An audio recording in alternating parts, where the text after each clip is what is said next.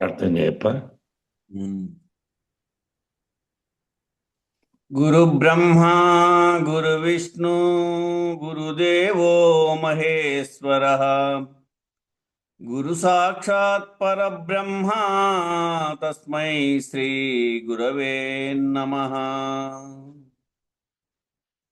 బృహద్వాసిష్ట సిద్ధాంతం పూర్ణబోధోపదేశికం వెంకటేశ్వర యోగీంద్రం సద్గురుభ్యో నమో నమః.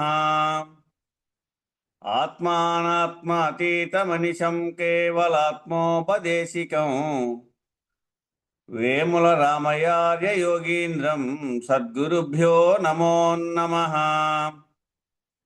క్షరాక్షరమతీతం చ అచల పూర్ణోపదేశిక శ్రీ పూర్ణానంద పుల్లయార్య సద్గురుభ్యో నమో నమః.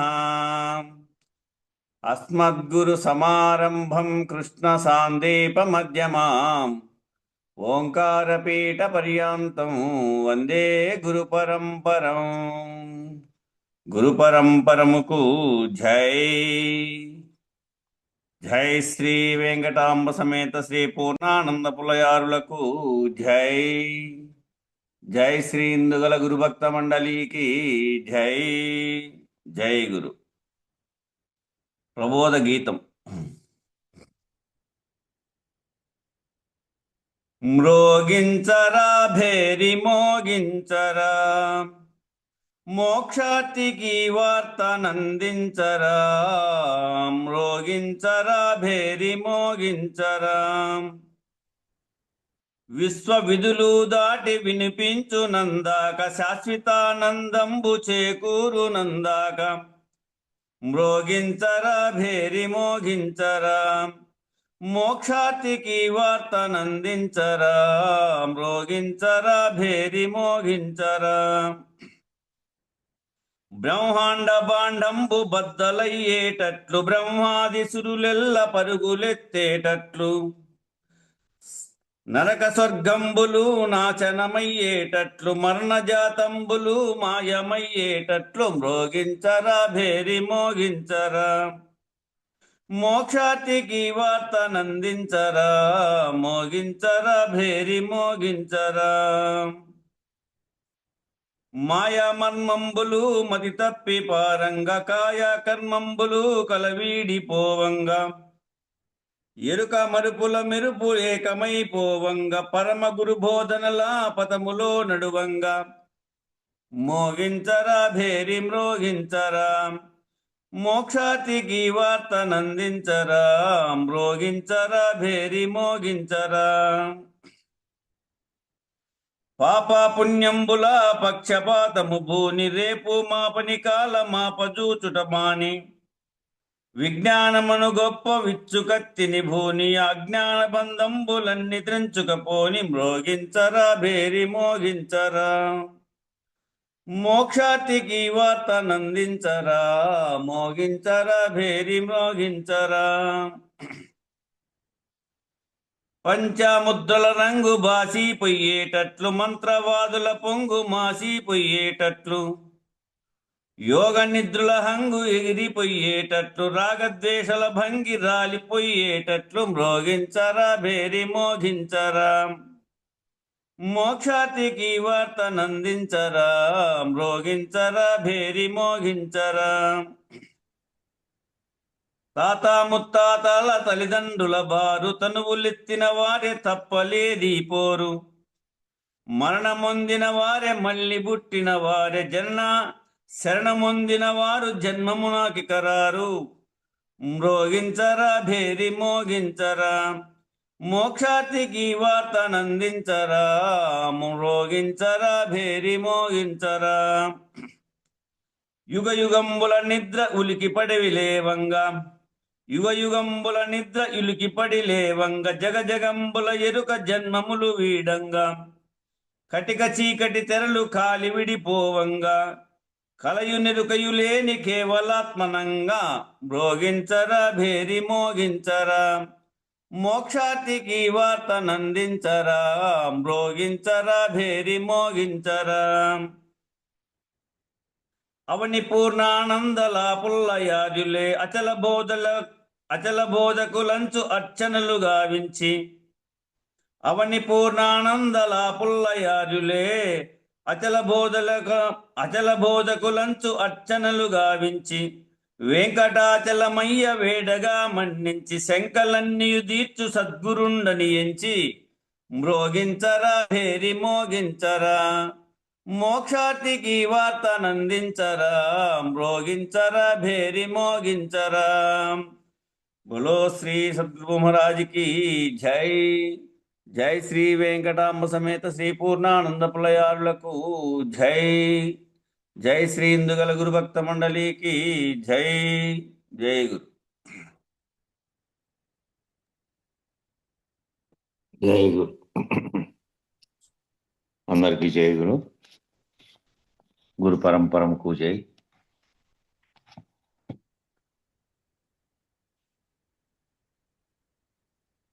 నిర్భయానంద స్వామి బోధామృతంలో జీవిత లక్ష్యం ఏమిటి అంటే భగవంతుని చేరుట, తెలుసుకొనుట, ఆ స్థితిని తాను పొందుట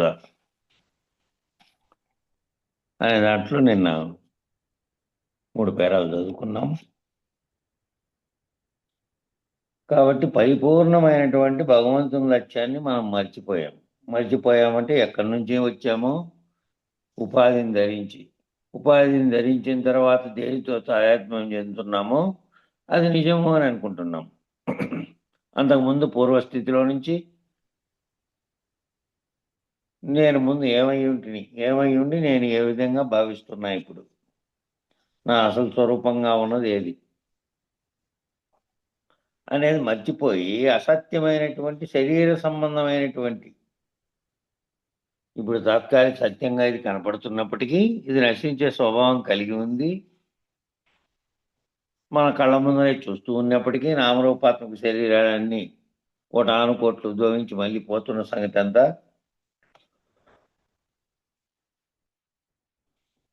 శరీర సంబంధమైన సంసార ప్రపంచక వ్యామోహంలో పడి జననమరణ ప్రవాహంలో తిరుగుతూనే ఉన్నాం.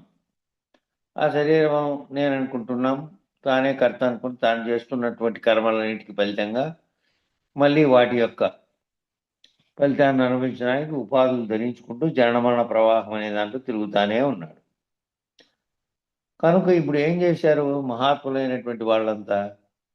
ఇక్కడ బాబా గారు అంటే మన మెహర్ బాబా గారు గురువు గారు పోయినారు కాబట్టి అక్కడికి వాళ్ళ బోధనని కూడా ఆయన ఏం చేశారు, అవతార స్థితిలో వచ్చి మన యొక్క నిజస్థితిని తెలియజేసి నీ యొక్క గమ్యం ఇది అని చెప్పడానికే ఈ మహాత్ములంతా గురువులంతా ఎందుకు వచ్చారు, ఎందుకు ఉద్భవించినారు. అవతార స్థితిలో వాళ్ళు తెలుసుకొని వాళ్ళు గమ్యం చేరినప్పటికీ మళ్ళీ ఎవరైతే ఆశ్రయించారో వారినందరినీ తదుపరి తరాల వాళ్ళని వారి నిజస్థితిని ఎరుకపరిచి వారి జీవిత గమని తెలియజేయడానికి అవతార స్థితిలో వచ్చి మన యొక్క నిజస్థితిని తెలియజేసే గమ్యాన్ని తెలుపుతున్నారు.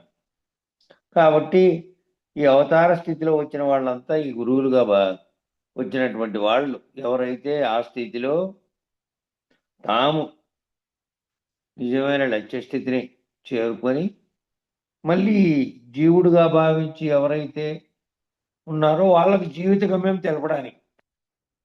జీవిత గమం అంటే పుట్టినప్పటి నుంచి వ్యవహార నేనుగా వ్యవహరిస్తూ ఈ నామరూపాత్మక శరీరంతో ఏమేమి విజయాలు సాధించావో వాటితో ప్రయాణిస్తూ వాటి ఫలితాలను అనుభవిస్తూ మళ్ళీ పునర్జన్మకు కావలసినటువంటి కర్మలను చేస్తూ ప్రయాణించడం. ఆ లక్ష్యంలో కాదు, ఈ లక్ష్యమును నీ ఉపాధి, ఈ మానవ ఉపాధి దీనికోసమే వచ్చింది. దేనికోసం వచ్చింది మానవ ఉపాధి నీకు అంటే ఇతర జీవ జంతువుల్లాగా కోటాను కోట్ల జీవరాశుల్లో ఉన్నటువంటి అనేక రూపాలుగా నువ్వు జన్మించే స్థితిలో నుంచి మానవ జన్మ పొందిన స్థితిలోకి ఎట్లా వచ్చావు అంటే, ఇదే లక్ష్యంతో వచ్చావు అంటే ఇప్పుడైనా నువ్వు విచారించే అవకాశం ఉండి నీకు కనువిప్పు కలిగి ఈ మానవ ఉపాధి కోసమే, ఈ మానవ ఉపాధిని ఆధారంగా పెట్టుకొని నువ్వు కనువిప్పు చేసుకోవాల్సిన అవసరం ఈ ఉపాధిలో ఉంది. మిగతా జన్మల్లో నీకు అది లేదు కాబట్టి మనలో ఉన్నటువంటి నిద్రాణమైన చైతన్యాన్ని మేల్కొల్పడానికి బాబా అవతారుడుగా వచ్చారు. మేరబాబా గారు చెప్తున్నారు, ఈ నిద్రాణమై ఉన్నటువంటి చైతన్యము అంటే నీ నిజ స్వరూపాన్ని ఎరగకుండా నీ అసలు చైతన్య స్థితి ప్రపంచం ఉత్పత్తి అనేక జీవులుగా ఏర్పడడానికి ఏదైతే ఉన్నదో ముందు అంటే మా విచారణ ద్వారా పంచీకరణ తెలుసుకుంటూ పిండాండ బ్రహ్మాండముల విచారణములు దాటి స్థూల సూక్ష్మ కారణ వ్యవస్థలను దాటి వాటి వరకు విచారణ చేసి మహావాక్య విచారణతో ఎవరైతే నీ స్వరూపం అదేను అని తెలుపుతున్నారో అక్కడి వరకు నువ్వు తెలుసుకొని నువ్వు మేల్కొని నా నిజ స్వరూపం ఇది అని మేల్కొల్పడానికే అవతారుడుగా వచ్చారు. గురువులంతా మహాత్ములంతా అందుకోసమే వచ్చారు. మరి బాబా ఏం చెప్పారు? అవతారం అంటే ఏమని అన్నారు? నేను సర్వవ్యాపకమైన భగవంతుణ్ణి. నేననే పలుకుతున్నటువంటిది ఏమిటి అంటే అసలైనది సర్వవ్యాపకమైనటువంటి చైతన్యంగా ఉన్నటువంటి భగవంతుడిని. నేను ఈ ఉపాధిని కాదు. ఈ ఉపాధిగా ప్రారంభించి ఈ నామరూపాత్మకంగా ఏదో పేరు పెట్టారు. ఆ పేరు పెట్టిన శరీరానికి ఆయన వాళ్ళ గురువుని ఆశ్రయించి పొందినటువంటి లక్ష్యం వల్ల ఆయనకు మళ్ళీ ఏం పెట్టారు? అవతార్ మెహర్ బాబా అని పెట్టారు. శిష్యులంతా కలిసి మెహర్ బాబా అవతారం ఎత్తినటువంటి గురువు అని. కాబట్టి ఆయన ఏం చెప్తున్నాడు? నేను ఈ పేరు పెట్టబడినటువంటి ఉపాధిని కాదు, నేను సర్వవ్యాపకమైనటువంటి భగవంతుణ్ణి. సర్వవ్యాపకమైన భగవంతుని స్థితిని నీలో మెల్కొల్పడానికి శరీరాన్ని ఓ పనిముట్టుగా ఉపయోగించుకుంటున్నా. నా శరీరాన్ని ఓ పనిముట్టు అనుకుంటున్నా. ఆ పనిముట్టు ద్వారా నేనేం చేస్తున్నాను అంటే సర్వవ్యాపకమైన భగవంతుని స్థితిని నీలో మేల్కొల్పడానికి ఉపయోగించుకుంటున్నా. ఈ ఉపాధి ద్వారానే మాట్లాడుతున్నా, ఈ ఉపాధి ద్వారానే బోధిస్తున్నా. ఆ బోధించే బోధన ఎందుకోసం అంటే నిన్ను మేల్కొల్పి నీ అసలు స్వరూపాన్ని ఎరిగించి ఈ ఉపాధిగా భావన చేయకుండా నీవు సర్వవ్యాపకమైనటువంటి భగవంతుడు అనేటువంటి చైతన్య స్థితిలో ఉన్నటువంటి స్థితి నీవు కూడా అదేను అని నిన్ను కూడా మేల్కొల్పడానికి నా శరీరాన్ని ఉపయోగించుకుంటున్నా పనిముట్టు కింద. అంతేగాని నన్ను ఈ ఉపాధిగా భావన చేసినంత కాలం, నన్ను కూడా ఈ శరీర రూపమైనటువంటి ఉపాధిగా నువ్వు భావన చేసినంత కాలము సర్వవ్యాపకమైనటువంటి భగవంతునిగా మీరు నన్ను గుర్తించలేరు. కాబట్టి గురువును కూడా సర్వవ్యాపక భగవంతుని తత్వంతోనే చూడమన్నారు. నామరూపాత్మక శరీరంగా ఉన్నప్పుడేమో నువ్వు ప్రారంభ దశలో గురువు దగ్గరికి పోయినప్పుడు నువ్వు ఒక్కటొక్కటిగా నీకు విషయ వివరణ అంతా తెలియబడిన తర్వాత జ్ఞాన సంబంధమైనటువంటి స్వరూపులుగా ఉన్నటువంటి గురువు నిన్ను మేల్కొల్పడానికి వచ్చినటువంటి అవతార పురుషుడుగా నువ్వు భావించుకోవాలి. కాబట్టి అది గుర్తించాలి. మీరు నన్ను గుర్తించలేరు, నన్ను చేరలేరు. ఆ విధంగా గుర్తించకుండా ఉంటే ఆ విధంగా ఎంతకాలం ఉపాధిగా భావిస్తారో ఉపాధిగా భావించి పూజలు చేసి ఆ పూజలు శరీరంగా చేస్తున్నావు. భావపరమైనటువంటి పూజలను చేసే స్థితిలోకి నువ్వు చైతన్యంగా గుర్తించి రావాలి.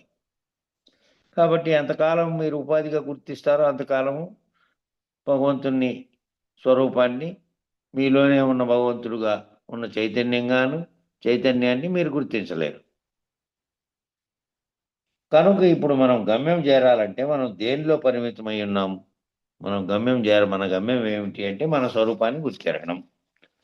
అందులో నుంచి ఏం చేయాలి? మళ్ళీ ఆ స్వరూప స్థితిలో నుంచి అంతకుముందు ఏముందో, ఈ విశ్వం పుట్టడానికి ముందు ఏముందో, ఎప్పటికీ మార్పు చెందని ఏముందో, ఈ రకమైనటువంటి కార్యకారణ సంబంధాలకు కారణమైనది ఏముందో, అది కూడా ఉత్పత్తి కాకముందు ఏముందో ఆ స్థితిని పొందడానికి చేసే కృషిలో భాగంగానే ఇదంతా విచారణ జరుగుతుంది.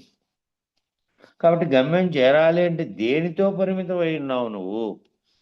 ముందు ఆ పరిమితులు, ఏ పరిమితుల్లో నువ్వు ఏ ఆవరణలో కొట్టుమిట్టాడుతున్నావు ఈ విధంగాను, అందులో నుంచి బయటపడాలి ముందు. కాబట్టి మనం ఈ గమ్యం చేరాలంటే మనం ఏమిటితో పరిమితమై ఉన్నాము? శరీరంతో పరిమితమై ఉన్నాం. శరీరమే నేననే పరిమితత్వం నుంచి విడుదలైతే గాని సర్వవ్యాపక స్థితిలోకి మనం ప్రవేశించలేము. ముందు ఈ భావనలో నుంచి విడిపడితే తప్ప శరీరమే నేననే భావనలో నుంచి విడిపడి విచారణ చేత శరీరతత్వంగా శరీరంగా ప్రవర్తించినప్పుడు శరీర ధర్మాలు నిర్వర్తిస్తూ ఉంది. అది నిర్వర్తించకుండా ఎక్కడో మాయమైపోదు. శరీరం ఉంది కాబట్టి శరీరంలో ఉండే ఆ చైతన్యంగానే నువ్వు ఆ భావన చెందుతున్నావు కాబట్టి అందులో ఉన్నప్పటికీ దాన్ని గుర్తెరగమంటున్నారు. శరీరం అనే పరిమితత్వంలో నుంచి బయటకు వచ్చి శరీరమే ఉన్నప్పటికీ నువ్వు దాంట్లోనే భావన చెందినప్పటికీ దాని ధర్మాలు అది నిర్వర్తించినప్పటికీ ఆ పరిమితత్వంలో నుంచి వచ్చి ఏ చైతన్యం నాలో పనిచేస్తోందో అది సర్వవ్యాప్త చైతన్యంగా ఉన్నటువంటి పరమాత్మ భగవంతుడు. కాబట్టి సమిష్టి ధర్మాలు రెండు తెలుసుకుంటే సమిష్టి ధర్మంగా వ్యవహరిస్తున్నటువంటి దాంట్లో నేను కనుక వ్యష్టి ధర్మంలో నుంచి ధర్మాలు నిర్వర్తిస్తున్నప్పటికీ దాంట్లో నేను భావన చెందితే సమిష్టి ధర్మంగా ఉన్నటువంటి చైతన్యంగా నేను అదేను అనేది తెలుస్తుంది. అనే స్థితిలోకి నువ్వు సర్వవ్యాపక స్థితిలోకి నువ్వు ప్రవేశించలేవు. అట్లా పరిమితత్వంలోంచి విడుదలైతే తప్ప జీవుడుగా పనిచేస్తున్నటువంటి దాంట్లో నామరూపాత్మక శరీరం ధర్మంగా ఏమేం పనులు చేయాలో ఆ పనులన్నీ పనిముట్టు పద్ధతిలో చేస్తున్నావు. ఆ పనిముట్టును ఉపయోగించుకొని నీలో ఉన్నటువంటి చైతన్యంగా అధిష్టానంగా ఉన్నదే నేనని పలుకుతోంది. ఆ పలుకుతున్నటువంటి దాని స్వరూప జ్ఞానాన్ని నువ్వు కనుక్కుంటే సర్వవ్యాప్త చైతన్యమే ఆ నేను. అది పరిమితత్వంగా ఉన్నటువంటి శరీర భావనతో ఉన్నంత కాలము నేనెవరు అంటే నేను మళ్ళీ ఈ శరీరాన్ని ఈ పేరు పెట్టబడినటువంటి ఈ రూపాన్ని అనే భావనలోకి దిగిరాకూడదు. కాబట్టి ఈ సర్వవ్యాపక స్థితిలోకి మనం ప్రవేశిస్తే సర్వవ్యాపకమైనటువంటి బాబానైనా భగవంతునైనా గురువునైనా ఎవరిని చేరాలన్నా నువ్వు చేరాలంటే నీవు ఈ పరిమితమైనటువంటి ఉపాధికి సంబంధించిన వాటిని లేకుండా చేసుకోవాలి. చేసుకున్నప్పుడే నీకు కూడా సర్వవ్యాపక స్థితిలోకి ప్రవేశించే అర్హత కలుగుతుంది. శరీరతత్వం అంతా ఏం చేస్తుంది, ఏ ఏ పాత్రల్లోకి పోయినప్పుడు ఏమిటిగా వ్యవహరించింది ఒక్క శరీరమే అనేది ఈ బుక్ ప్రారంభంలోనే చెప్పారు. ఇంట్లో ఎట్లా వ్యవహరిస్తోంది, బాహ్యంగా ఎట్లా వ్యవహరిస్తోంది, ఆయా సందర్భాలను బట్టి ఎట్లా వ్యవహరిస్తోంది, మళ్ళా తనలోకి 3 గుణాలు ప్రవేశిస్తే గుణాలతో కూడా ఎట్లా ప్రవర్తిస్తోంది ఇదంతా. కాబట్టి అన్నీ కూడా చేస్తున్నటువంటి స్థితిలో నుంచి అసలైన నేనుగా ఉన్నటువంటి చైతన్య స్థితిని గుర్తిరిగి శరీర ధర్మాలను నిర్వర్తిస్తున్నప్పటికీ దాని యొక్క గుణాలకు లోబడి మళ్ళా పరిమితత్వంలోకి దిగిపోకుండా సర్వవ్యాపక స్థితిలోకి ప్రవేశించే అర్హత కలిగితే నీకు అప్పుడు సర్వవ్యాపకంగా ఉన్నటువంటి అంతటి ఒక్కటిగా ఉన్నటువంటి ఆ బాబా అయినా దేవుడుగా భావిస్తున్నటువంటిదైనా గురువు అయినా వారిని సర్వవ్యాపకమైనటువంటి స్థితిగా భావించి నువ్వు ప్రేమించగలుగుతావు. అప్పుడు ఈ పరిమితత్వం లేదు. అప్పుడు ఎవరి పట్ల నీకు ద్వేషము లేదు. గుణాలతో ప్రవర్తించేటువంటి ఆయా గుణాలు ప్రకోపించినప్పుడు దానితో తాదాత్మ్యం చెంది ప్రవర్తించే స్థితిలో నుంచి దాటిపోయినటువంటి సర్వవ్యాపక స్థితిలోకి వినవు. ఇంకా ఈ పరిమితత్వం దేంతో ఉంది అంటే ఈ శరీరమే నేననే దాంతోనే ఉంది పరిమితత్వం.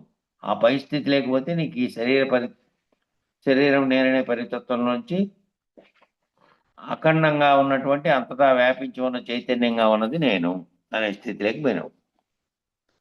అంతఃకరణ చతుష్టయము జ్ఞానేంద్రియ కర్మేంద్రియాలు 3 గుణాలు. ఈ 3 గుణాలతో ప్రేరేపించబడి రజోగుణ తమోగుణ సత్వగుణములుగా ఏ మనసులో ఏ గుణపాళ్ళు ఎక్కువగా ఉంటే ఆ గుణ ప్రభావంగా వ్యవహరించి ఆయా కర్మలు చేసి ఆ కర్మానుభవాలను అనుభవిస్తూ జనన ప్రవాహంలో పడి తిరగడం జరుగుతుంది. చూడండి, అంతఃకరణం అనేదేమో మనసు బుద్ధి చిత్తం అహంకారం అనేది, జ్ఞానేంద్రియాలు కర్మేంద్రియాలు అనేటివేమో శరీరంలో ఉండి ఒకటేమో గుర్తెరిగే చైతన్యాన్ని తెలుసుకునేటివి జ్ఞానేంద్రియాలుగా, కర్మేంద్రియాలేమో ఆచరణ చేయడానికి ఏం చేయాలో పనులు ఆ ఉపయోగించే పనిముట్లు. ఇవి ఏం చేస్తున్నాయి ఇవన్నీ అంటే ఈ 3 గుణాలతో ప్రేరేపింపబడుతున్నాయి. ఈ 3 గుణాలనేటివి ఎక్కడ పోయి పనిచేస్తున్నాయి అంటే ముందు మనసులోకి పోయి పనిచేస్తున్నాయి. 3 గుణాలకు సంబంధించినటువంటి ప్రవర్తన అంతా ఎక్కడుంది అంటే మనసులో ఏ గుణపాళ్ళు ఎక్కువగా ఉంటే ఎవరెవరికి ఆయా వ్యక్తి శరీరంలో మనస్సు అనేది ఒకటి ప్రేరణ చెందుతోంది. ఆత్మగా చైతన్యం అనేది అంతటా ఉన్నది ఒకే చైతన్యం. భగవంతుని దగ్గర నుంచి భక్తుని దాకా జీవుడి దాకా. కానీ ఏమవుతోంది తన శరీరము అనేటువంటి తనలో అంతరంగంగా ఉన్నటువంటి అంతరంగ చతుష్టయానికే మనసు. ఆ మనసులో ఏ గుణం యొక్క పాళ్ళు ఎక్కువగా ఉన్నాయో ఆ గుణ ప్రవాహంగా వ్యవహరిస్తున్నాడు. అంటే బయట బాహ్యంగా ఇతరులతోగా తన వ్యవహారంలో కూడా తను చేసే కర్మలు కూడా ఆ విధంగానే ఏవైతే మనసులో ప్రేరేపించబడుతున్నటువంటి ఏవి గుణాలు ఎక్కువ పాళ్ళలో ఉన్నాయో ఆ గుణాలను బట్టి చేస్తున్నాడు. చేసే కర్మలు కూడా చేసిన తర్వాత ఆ కర్మానుభవాలను అనుభవిస్తూ ఉన్నాడు.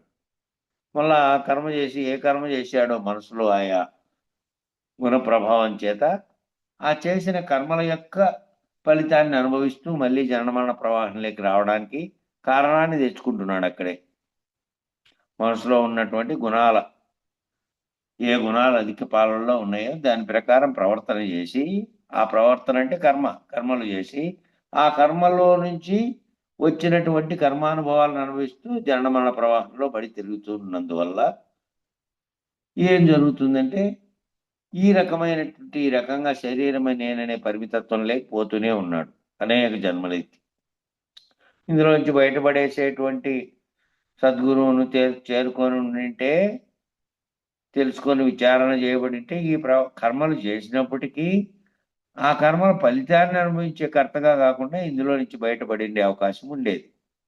అది చేయకపోవడం వల్ల అది విచారణ చేయకుండా శరీరం నేననే భావనతో జన్మలన్నీ ఎత్తుకుంటూ శరీరానికి సుఖకరంగా ఉండేటట్టు సంపాదన చేసుకోవడము లేకపోతే ఏదైనా చేస్తే ఇంక అదేను జీవితానికి లక్ష్యము అనే పద్ధతిలో వ్యవహారం చేస్తూ ఉన్నాడు.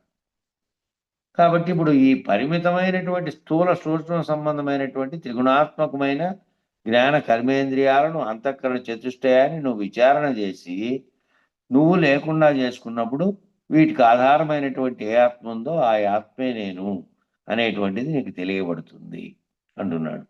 కాబట్టి ఏం చేయమంటానంటే ఈ పరిమితమైనటువంటి ఏ పరిమితిలో నువ్వు బతుకుతున్నావో స్థూల శరీరం ఏమో కనపడుతోంది. సూక్ష్మ సంబంధమైనటువంటిదేమో త్రిగుణాత్మకమైనటువంటి గుణాలతో కలిపి జ్ఞానేంద్రియాలు కర్మేంద్రియాల రూపంలో అంతఃకరణ చతుష్టయ రూపంలో నీలో పనిచేసే ప్రేరణగా ఉంది. వాటిని నువ్వు విచారణ చేసి ఆ నువ్వు అని పలుకుతున్న దాన్ని లేకుండా చేసుకున్నప్పుడు వీటికి ఆధారమైనటువంటి ఏ ఆత్మ ఉందో ఆ పలుకుతున్నటువంటి ఆధారమైనటువంటి ఆత్మ మనసు బుద్ధి చిత్తము అనే దాంట్లో మనసులో కలుగుతున్నప్పటికీ నేనని పలకడానికి కారణమైనటువంటి ప్రకాశం ఎందులో నుంచి వస్తుందో ఆ ఆధారభూతంగా ఉన్నటువంటి ఆత్మ నేననేటువంటి దానిని విచారం చేసి ఆ ఏ ఆత్మ అయితే ఆధారంగా ఉన్నదో అదే నేను అనేటువంటిది నీకు తెలియబడుతుంది. ఎప్పుడు తెలియబడుతుందంటే పంచకోశ విచారణ ద్వారా స్థూల సూక్ష్మ కారణ శరీరాల యొక్క విచారణ ద్వారా వీటన్నిటికీ ఆధారమైనటువంటిది ఏదైతే ఉందో అదే ఆత్మ. ఈ కోశాలన్నీ అవంతకవి పనిచేస్తాయి. ఈ శరీరంలో ఉన్నటువంటి పంచకోశాలుగా ఉన్నది, జ్ఞానేంద్రియ కర్మేంద్రియాలుగా ఉన్నది, అంతఃకరణ చతుష్టయంగా ఉన్నది. ఇవన్నిటికీ కూడా ఆధారభూతమైనది ఒకటి ఉంది. అది లేకుండా ఇవన్నీ పనిచేయవు. కాబట్టి ఇవన్నిటిగా విచారణ చేసి ఇవన్నీ నేను కాదు, వీటితో నేను తాదాత్మ్యం చెంది ఇవేననే పద్ధతిలో నేను ప్రవర్తిస్తున్నా తప్ప వీటన్నిటికీ ఏది ఆధారభూతమైనదో అది నేను అనేటువంటి స్థితిలోకి నువ్వు వస్తే ఆ విచారణ ద్వారా వీటన్నిటికీ ఆధారమైనటువంటిది ఏది ఉందో అదే ఆత్మ. ఆ ఆత్మ చేతనే ఇదంతా నడిపించబడుతున్నది. ఆ ఆత్మే చైతన్యము, ఆ ఆత్మే దీనంతటి నడిపించడానికి కారణమైనది అనేటువంటి తెలిసి వ్యష్టిగా ముందు ఈ శరీర సంబంధం నుండి వేరైపోతే ముందు వ్యష్టిగా ఉన్నటువంటి చైతన్యంలో నుంచి విడిపడితే సమిష్టిగా ఉన్న చైతన్యాన్ని దర్శిస్తాం. సమిష్టిగా ఉన్న చైతన్యం ఈ బ్రహ్మాండం అంతటిని నడిపిస్తుంటే అందులో భాగంగా నువ్వు ఉన్నావు. అక్కడ కూడా ఆ జరిగేటువంటి ప్రకృతిలో జరిగే కర్మలన్నిటికీ కారణమైనటువంటిది ఉంది అక్కడ సమిష్టికర్తగా ఉన్నటువంటిది. కాబట్టి అక్కడ చైతన్యము ఉంది, ఇక్కడ చైతన్యము, రెండు చైతన్యాలు ఒక్కటేననే స్థితిలోకి నువ్వు విచారణ ద్వారా పోతే ఏది ఉందో మహాకారణంగా దాన్ని నిరసించే స్థితిలోకి పోవాలి. ముందు విచారణలో నువ్వు నేనేందో స్థిరపడితే, నీ అధిష్టానం ఏమిటో స్థిరపడితే, అదే సర్వవ్యాప్త చైతన్యంగా స్థిరపడితే, అప్పుడు నువ్వు శరీర ధర్మంగా శరీర ధర్మాన్ని నిర్వర్తిస్తున్నప్పటికీ, శరీరం ఉన్నంత కాలము ఆ విధంగా చేసినప్పటికీ ఇదంతా నడిపించబడుతున్నది దేనివల్ల అనంటే ఆ వ్యష్టిగా ముందు ఈ శరీరం సంబంధం నుంచి వేరైపోయినటువంటి స్థితిలో నేను సమిష్టి చైతన్యాన్ని, అంతటా ఉన్న పరమాత్మ చైతన్యం కూడా నేనే, అది నాకంటే వేరుగా లేదు అని వేరైపోవాలి. వేరైపోయి శరీర ధర్మంగా చేస్తున్నప్పటికీ కూడా నీ భావనలో వేరైపోవాలి. వేరైపోయి అప్పుడు నేను ఆత్మనై ఉన్నాను అనేటువంటి భావన నీకు తెలిసినప్పుడు,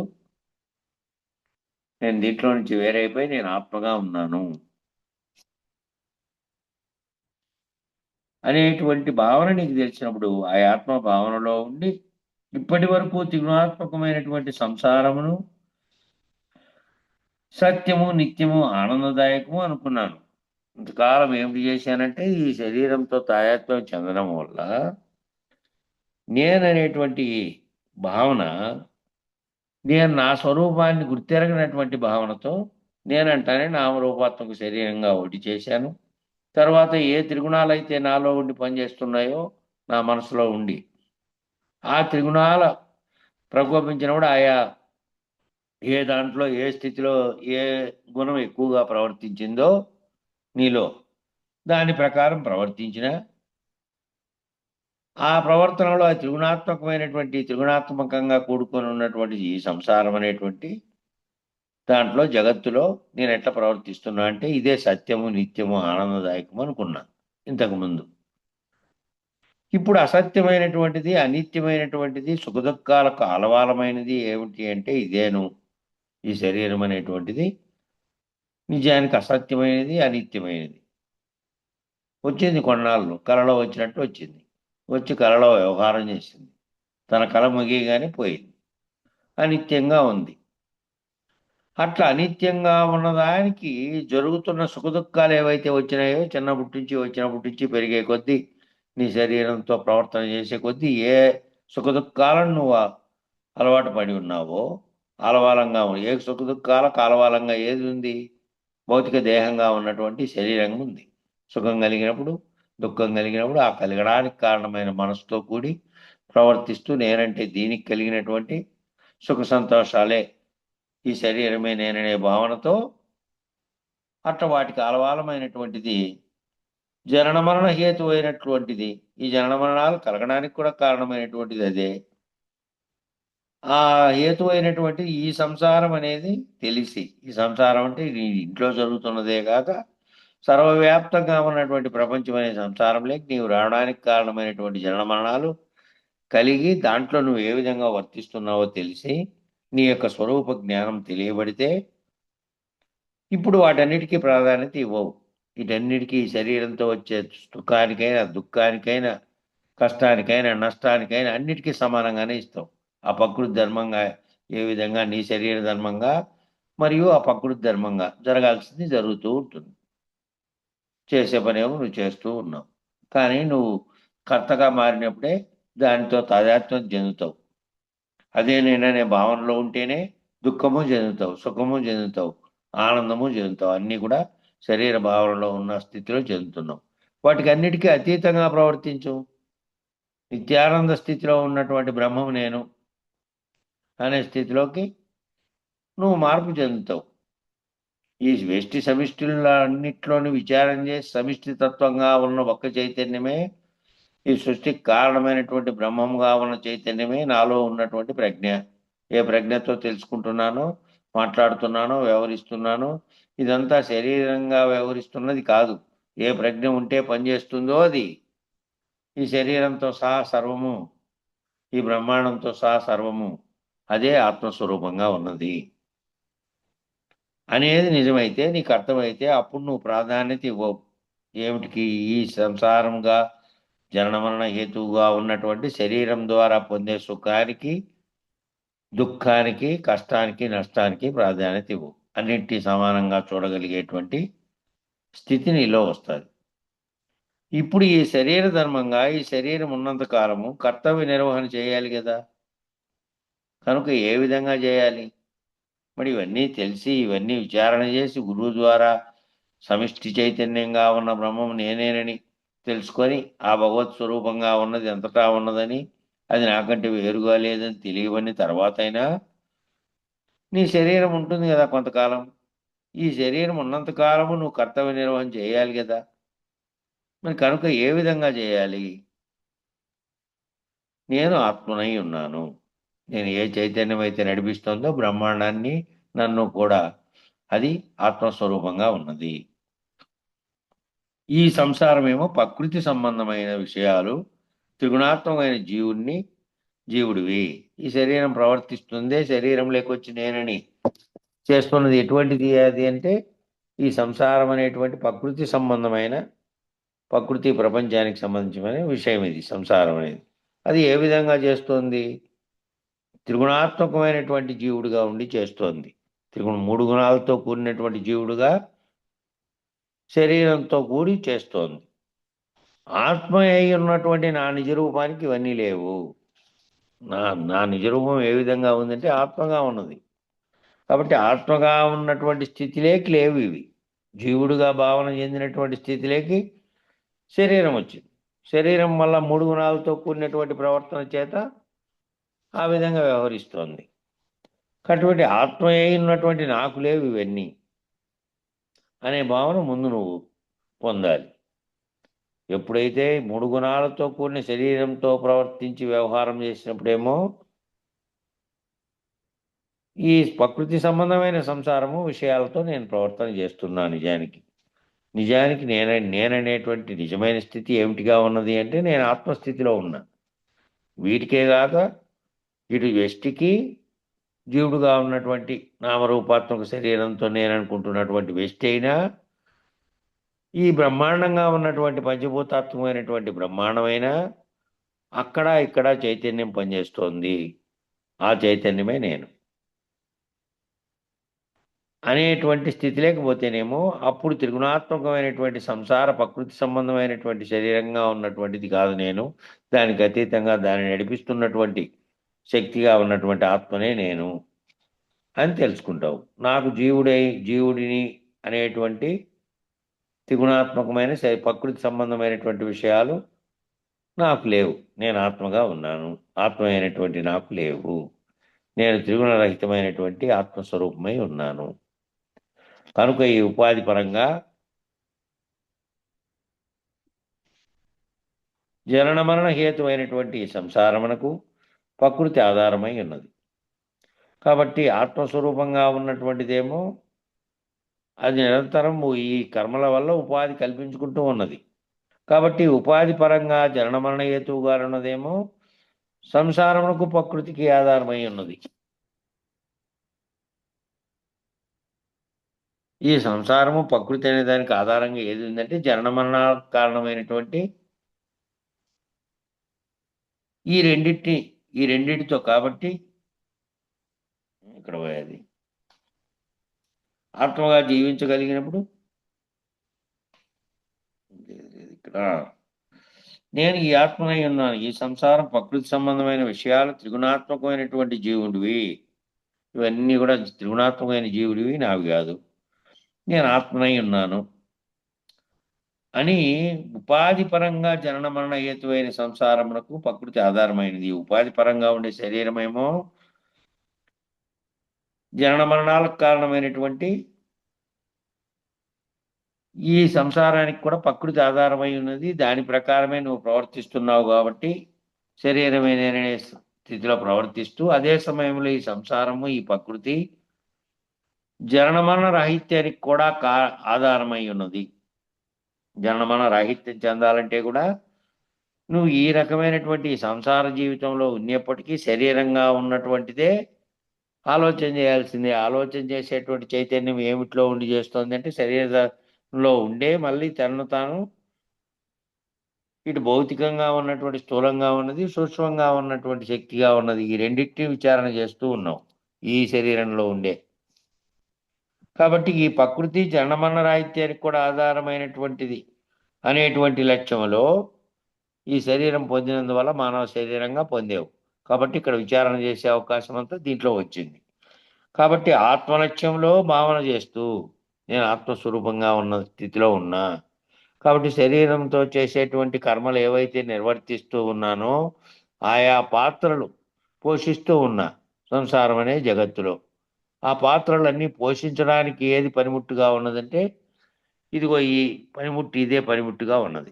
శరీరం అనే పనిముట్టుతో ఉండి చేస్తున్నా. దీంట్లో ఉండి నేనని పలుకుతున్నది, నేనని భావన చెందుతున్నది ఏది అంటే ఆత్మస్వరూపంగా ఉన్నది.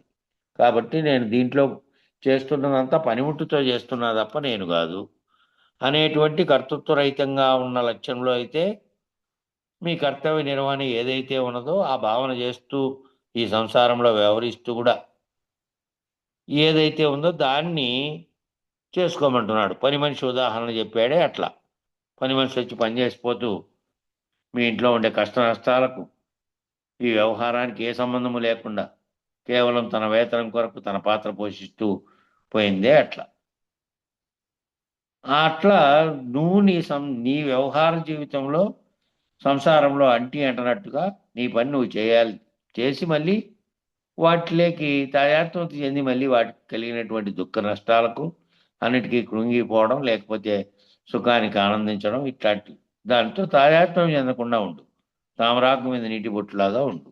ఈ వ్యవహారం అంతటి ఈ శరీరం అనే సంసారంలోనే చేస్తున్నావు. వ్యష్టి సమిష్టిల్లో అన్నిట్లోనూ కలుగుతున్నటువంటిదంతా కేవలం ఒకే చైతన్యంగా ఉన్న దానివల్లే. ఆ చైతన్యంగా ఉన్నదాన్ని గుర్తెరిగి నేను అదేను, ఈ ఈ మిగిలినవన్నీ కాదు. నేను ఏదైతే చూసి ప్రకృతిలో తాదాత్మ్యం చెందుతున్నానో, దేనివల్ల అయితే మళ్ళీ ఈ కల్పన జరిగిందో, వ్యవహారము, కుటుంబము సర్వము కూడా దాంట్లో జరుగుతున్నటువంటిదంతా ఏదైతే ప్రవర్తిస్తోందో అది కేవలం పనిముట్టు. దాన్ని నడిపిస్తున్నటువంటి చైతన్య స్థితిలో ఉన్నది నేను. కాబట్టి నేను దీంట్లో అంటకుండానే వ్యవహారం చేస్తూ రావాలి. చేసినప్పటికీ పనులన్నీ తామరాకు మీద నీటి బొట్టులాగా ఉండాలి అని చెప్తున్నాడు. నీ లక్ష్యం ఎక్కడున్నది? నీ లక్ష్యం ఎక్కడుంది? ఎక్కడ పెట్టుకున్నావు నీ లక్ష్యం అంటే ఆత్మపరంగా ఆత్మలక్ష్యంగా ఉన్నది. నీ లక్ష్యం అంతా దాని మీదే ఉంది. నువ్వు ఆత్మస్వరూపంగా ఉన్నటువంటి విచారణతో నువ్వు విడివడి దీంట్లోనే వ్యవహారం చేస్తున్నప్పుడు విడివడిన లక్ష్యంతో ఉంటే అప్పుడు నీవు మహావాక్య విచారణలో తేలినట్లు నేనే ఆ ఆత్మస్వరూపంగా ఉన్నటువంటి బ్రహ్మమును అనే స్థితిలోకి ఐక్యత చెందేటువంటి స్థితిలో వస్తుంది. జీవేశ్వర అనుసంధానం అనే స్థితి దాకా నీవు భావన చెందే వరకు ఈ లక్ష్యం ఇట్లే ఉండాలి. ఈ లక్ష్యంతో వ్యవహారం చేయాలి. కాబట్టి త్రిగుణాత్మకమైనటువంటి జీవుడిదేమో సంసారం. 3 గుణాలతో చేస్తున్నదంతా కూడా, 3 గుణాలతో వ్యవహరిస్తున్నదంతా కూడా శరీర ధర్మంగా ఉన్నటువంటి దాంట్లో మనసులో ఏ రకమైన స్వభావం ఉందో, స్వభావరీత్యా ఏ గుణాలకు ఎక్కువ ఉందో ఆ గుణాలతో కూడి ప్రవర్తన చేస్తోంది అది.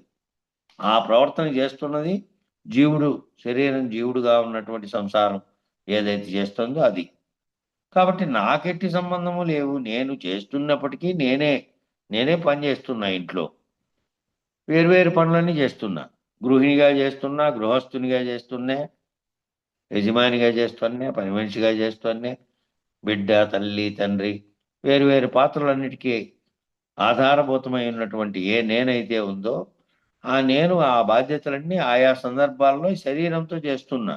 గృహిణిగాను, గృహస్థుడిగా ఏం బాధ్యతలు ఉన్నాయో ఆ బాధ్యతలన్నీ ఓ పని మనిషిలాగా కుటుంబ సభ్యుల పట్ల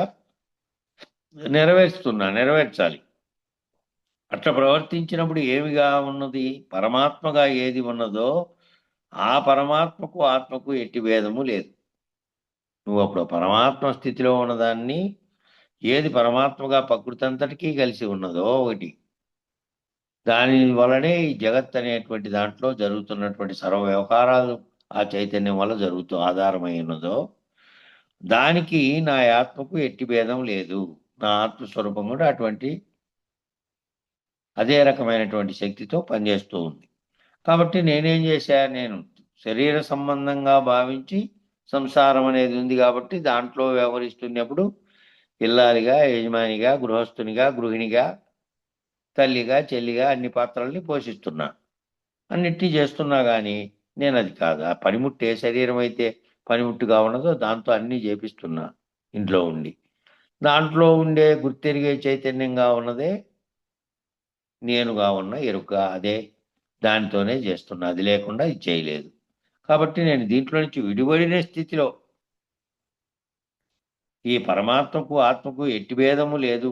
అదే చైతన్యము అనేటువంటిది నీకు తెలియబడి, ఈ త్రిగుణాలను ఎప్పుడైతే నీవు రద్దు చేసుకున్నావో, ఈ త్రిగుణాలన్నీ శరీరాత్మకంగా ఉండి, మనసులో ఉండి, దాంట్లో వాటి యొక్క ప్రేరణ వల్ల కలుగుతున్నవి. కాబట్టి అవన్నీ కూడా ఆయా గుణాత్మకంగా, ఆయా సందర్భాలను బట్టి ప్రేరణ పొంది ప్రవర్తిస్తూ ఉన్నాను.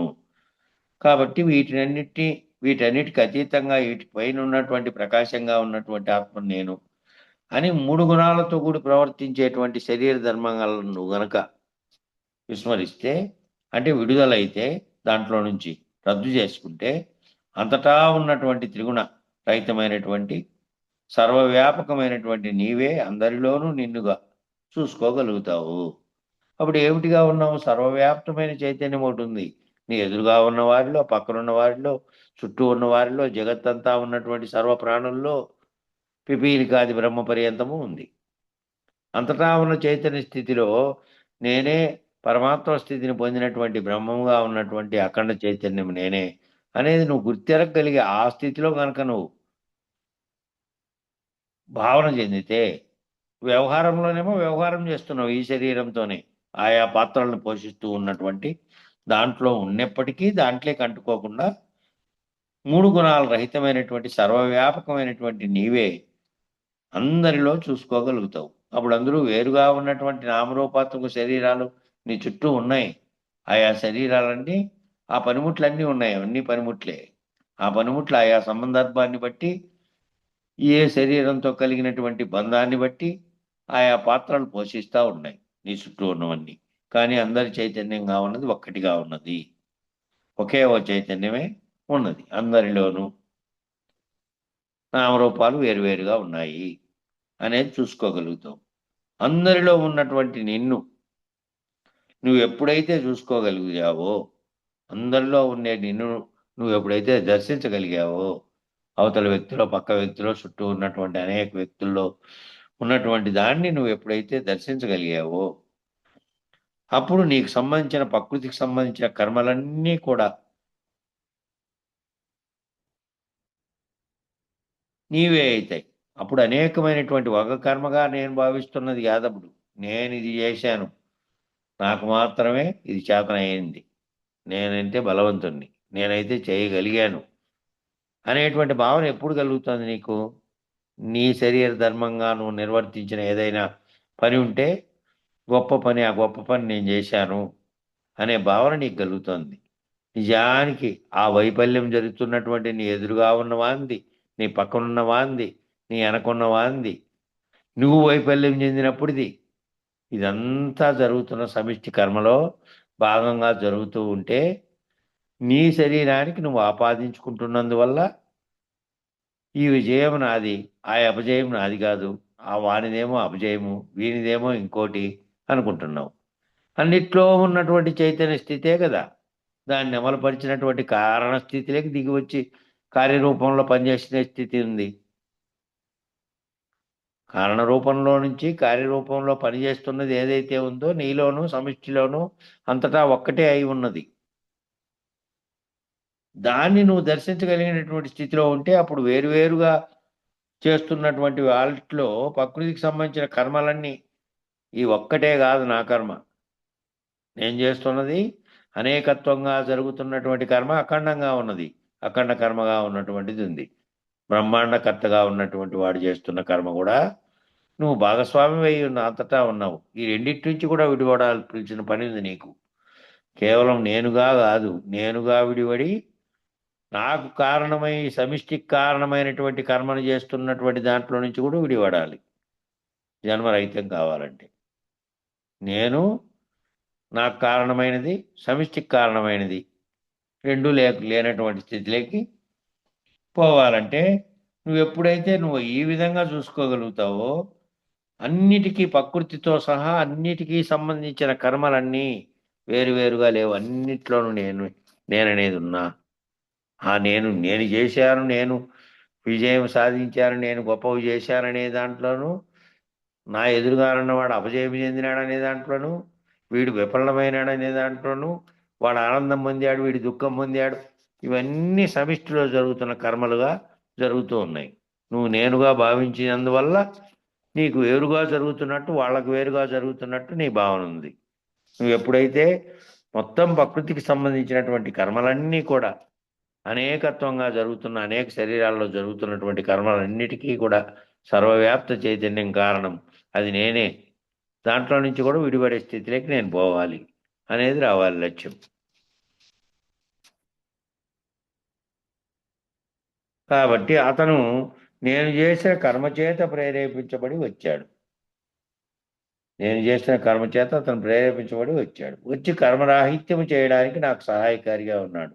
ఎవరు ఎవరు నీకు బోధించడానికి వచ్చారో, ఓ అవతార పురుషుడుగా వచ్చారో, లేదంటే నీకు ఎదురుగా ఉన్నటువంటి, నీ ఎదురుగా వేరుగా నువ్వు భావిస్తున్నటువంటి వ్యక్తి వచ్చాడో, నీ కర్మ చేత ప్రేరేపించబడి వచ్చాడు. వచ్చి ఏం చేశాడు? కర్మరాహిత్యం చేయడానికి నాకు సహాయకారిగా ఉన్నాడు.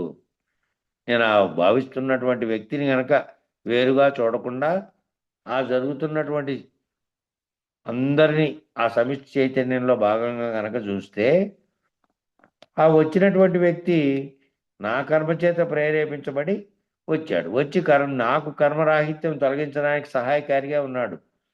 కనుక అతను లేకపోతే నా సంస్కారం రహితం కాదంటే, నాతో ప్రవర్తిస్తున్నటువంటి వాడిది కూడా ఒక చైతన్యమే. కానీ నేనేం చేశాను? వాడు వేరు విధంగా ప్రవర్తించాడు అనుకో, వాడు కోపంగాను, దుష్టంగాను, ఇంకో రకంగా ప్రవర్తించాడు. ప్రవర్తించి నేను సర్వవ్యాప్తి చైతన్యంగా ఉన్న భావనలో ఉన్నా కదా, కాబట్టి నేను బాధ్యతాయుతంగా ప్రవర్తిస్తాను. వానితో బాధ్యతాయుతంగా ప్రవర్తించడమే కాక, ఈ ప్రవర్తిస్తున్నది ఏది అంటే, ఈ పేరు పెట్టబడినటువంటి శరీరము. ఈ శరీర ధర్మంగా వాడు ప్రేరేపించబడి వచ్చిన దానికి కారణం వాని యొక్క కర్మలైతే, నా శరీరం కూడా ప్రవర్తిస్తున్నది ఆ రకమైనటువంటి నామరూపాత్మక శరీరంగా ఉన్నటువంటి దాని యొక్క సంస్కారం చేత ప్రవర్తిస్తూ ఉన్నది. కానీ వాటికి అతీతంగా ఉన్నటువంటి భావన చెందుతున్నటువంటి చైతన్యాన్ని నేను. కాబట్టి వీడి వల్ల ప్రేరణ కలిగినప్పటికీ, దాన్ని నాకు సహాయకారిగా నేను నాలోకి ఆలోచన చేసుకొని, నేను సహాయకారిగా మార్చుకొని, నేను దాంతో ప్రేరణ చెంది మళ్ళీ కర్మలను రహితం చేసుకోవడానికి ఉపయోగించుకోవాలి తప్ప, మళ్ళీ కొత్తగా నా చేత ప్రేరేపించబడినటువంటి వాడు వచ్చి నాతో ప్రవర్తిస్తే, మళ్ళీ నేను కూడా మళ్ళీ వానిలాగా కర్మలు చేయడానికి కారణమైనటువంటి దాంట్లోకి దిగిరాకూడదు. కాబట్టి దానివల్ల ఏం చేసుకోవాలి? నేను ఈ సంస్కారం రహితం చేసుకునే స్థితిలోకి పోవాలి. అతను లేకుండా, అతని యొక్క ప్రవర్తన వల్ల నేను గుర్తిరుగుతున్నది ఏమిటి అంటే, శరీర ధర్మంగా ఉన్నటువంటి దాంతో ప్రేరేపించబడి చేస్తున్నాడు. కాబట్టి నేను ఈ సంస్కారాలను రహితం చేసుకుంటే తప్ప జన్మరహితం కాదు. ఈ కర్మ చేతనేగా అతను జన్మన్న ప్రవాహంలో తిరుగుతున్నాడు. ఆ కోపిష్టిగా, ఆ వ్యవహారంగా, దుర్మార్గంగా, ఇతరత్ర ఏవేమిగా ప్రవర్తిస్తున్నాడో, లేదంటే మంచిగా ప్రవర్తించినప్పటికీ ఆ మంచి కర్మ అనేది ఒక కర్మ చేస్తున్నాడు కదా ఆయన. ఏం భావన చెందుతున్నాడు ఆయన? నేను ఒక భక్తుడిని అనుకుంటాడు అనుకో. మంచిగా ఉండే ఆయన మంచిగా భక్తుడుగా ఉన్నాడు, అన్ని ప్రవర్తనలతో బాగా మాట్లాడుతున్నాడు, బాగా వ్యవహరిస్తున్నాడు, అన్ని చేసినప్పటికీ ఆ ఉత్తమమైన పనికి కూడా ఆ సత్వగుణంతో ఏర్పడినటువంటి దానిని కూడా కర్మే కాబట్టి, ఇంకా ఉత్తమ ఫలితాలు అయితే రావచ్చు, కానీ జన్మను బాపుకోలేడు. కాబట్టి జన్మరహితం కావాలంటే, ఏ రకమైనటువంటి గుణాలతో కూడిన కర్మ చేస్తున్నప్పటికీ కర్మరహితం కావాలంటే, ఆ 3 గుణాలు రహితమైనటువంటి స్థితిలో నీ వర్తన ఉండాలి. ఆ ఎటువాడు ఏ కారణం చేత జన్మ పరంపరలో కొనసాగుతున్నాడో నువ్వు గుర్తించగలగాలి. గుర్తించగలిగి నువ్వు వాడితో ఆ విధమైనటువంటి ప్రవర్తనలో ఉండకుండా చేయగలిగితే, మళ్ళీ వానిలాగా నువ్వు జన్మ ప్రవాహంలో తిరగడానికి అవసరం లేదు అనేటువంటి భావనతో అతనిలో నిన్నెప్పుడైతే చూసుకోగలిగావో, ఆ ప్రవర్తిస్తున్న వానిలో కూడా నిన్ను చూసుకోగలిగి,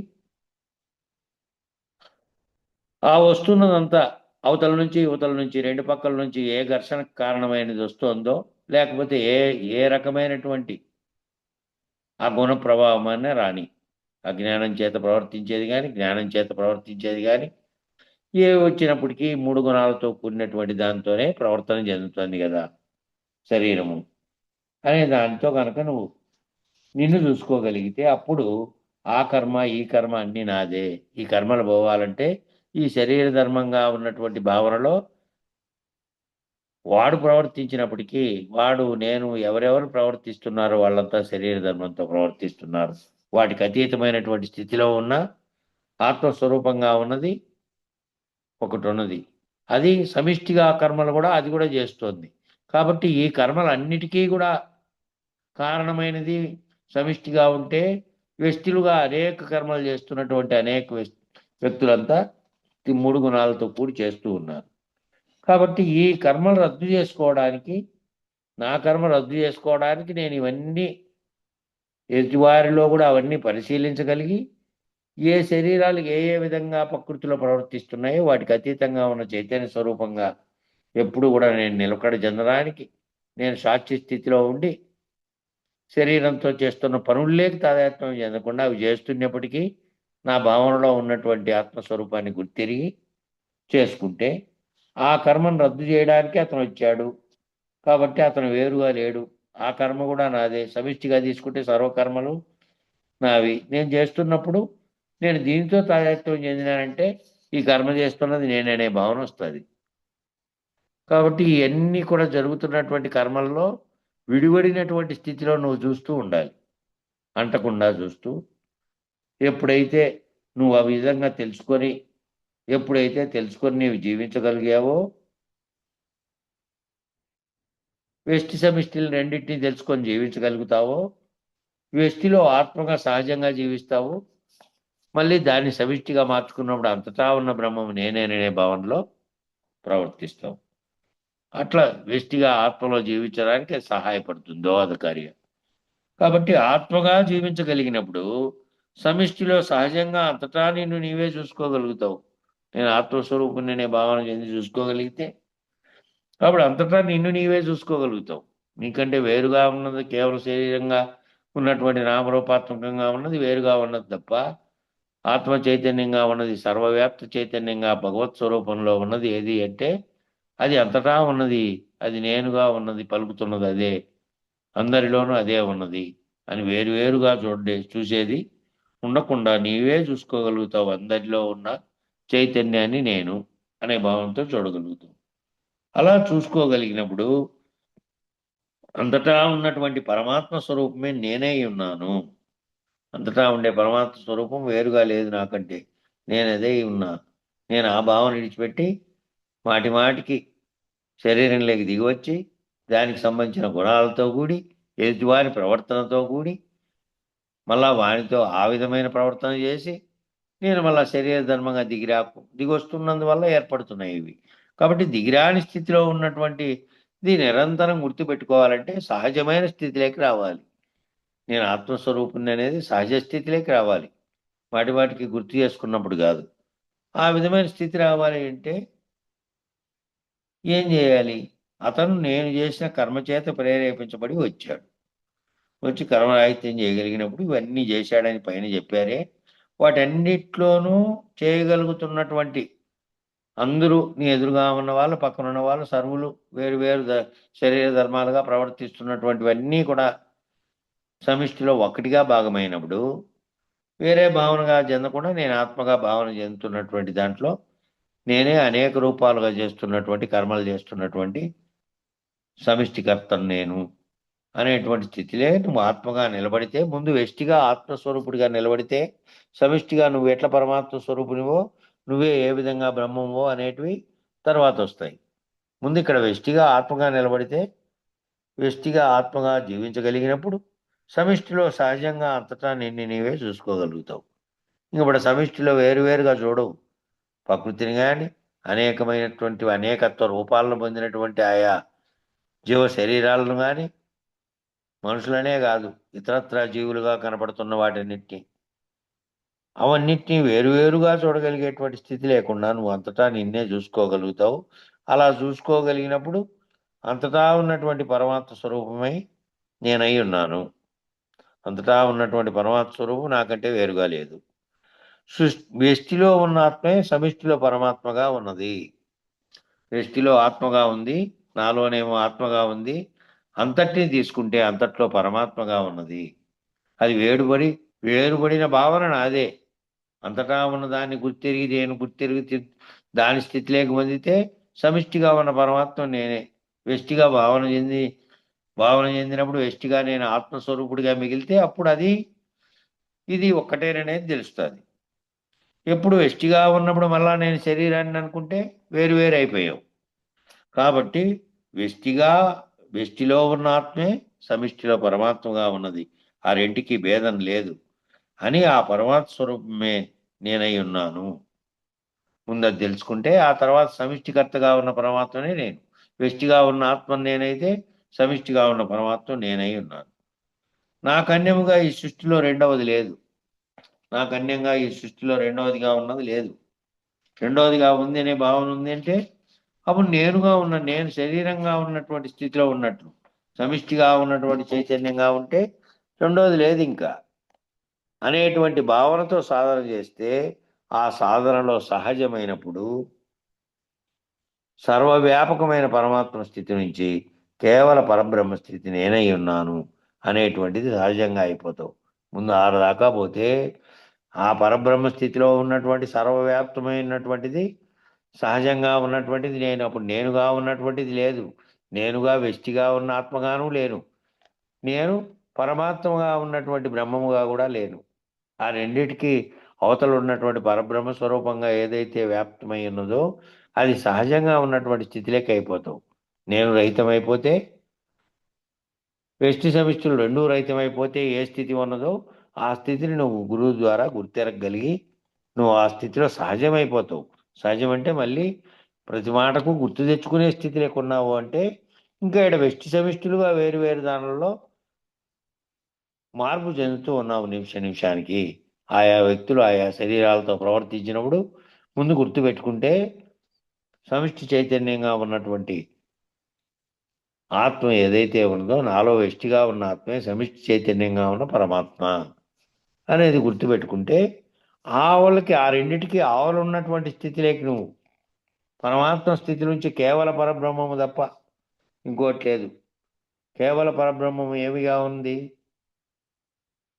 కేవలం అది తప్ప మరొకటి లేదు అంటే సృష్టి లేదు. సృష్టి వ్యష్టిగా భావిస్తున్నట్టు వ్యష్టి సమిష్టిలుగా భావిస్తున్న ఈ మొత్తం జగత్తుతో సహా జరుగుతున్నది అనే భావన లేదు. లేకనే తోచినటువంటి ప్రపంచంగా లేకనే తోచినటువంటి కలగా జగత్తులో భావన చెందుతున్న నేను కూడా లేను.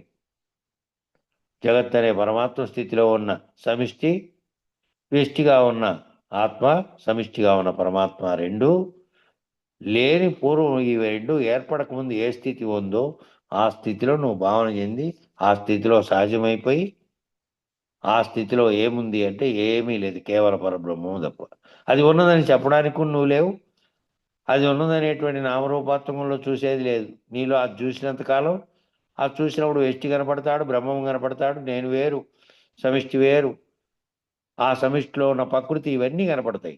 ఆ కనబడేటువంటి ద్రష్ట, దృష్టి, దృశ్యం అనే త్రిపుటి మూడు రద్దయిపోయినటువంటి స్థితిలో అది ఉన్నది, ఇది లేనిది, ఏ వ్యవహారం చేస్తున్నది ఏమీ లేదు. ఇంకా ఏమీ లేని స్థితి. నువ్వు ఉన్నప్పుడే నువ్వు ఉండి కూడా లేనటువంటి స్థితి రావడానికి కారణమైనది నీకు గురుమూర్తి తిరిగిస్తాడు ఆ పైంది. కాబట్టి నువ్వు అటువంటి సహజ స్థితిలోకి పోతావు. ఆ విధంగా వర్తన చేస్తే సహజ స్థితిలోకి పోతావు అని చెప్పారు. సమయం సరిపోయింది. ఇక మిగతాది రేపు మొదలు పెట్టుకుందాం. మంగళం చెప్పప్ప.